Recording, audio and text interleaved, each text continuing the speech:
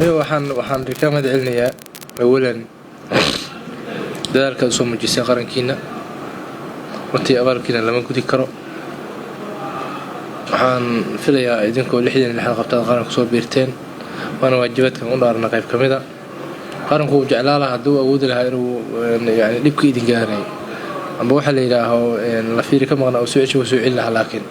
ilaahay un baa awooda taas anoo awoodeen waxay tahay wixii oo يعني بالآدم ضعيفان هاي إنه إنتان سمينون وحي أدلوغي أدكسي سعطان أو معملة أنا قال لكل رجلنا لما أنت محن وسوي سوداء أنا نقارن كينا دفاع إنه هبيني مالين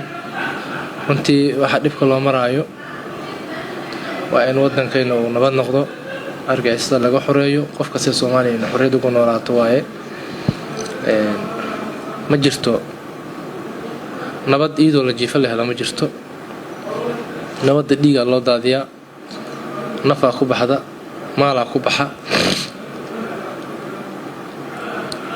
iyo juhdi tira badan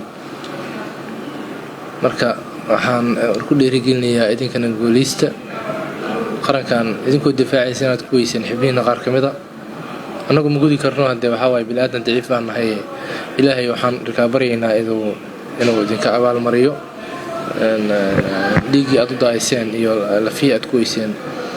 waxaa waaye difaacidda qaranimada Soomaaliyeed anaguna waxaan rajaynayaa insha Allah intaan nool nahay garabkiina taagnaa doonaa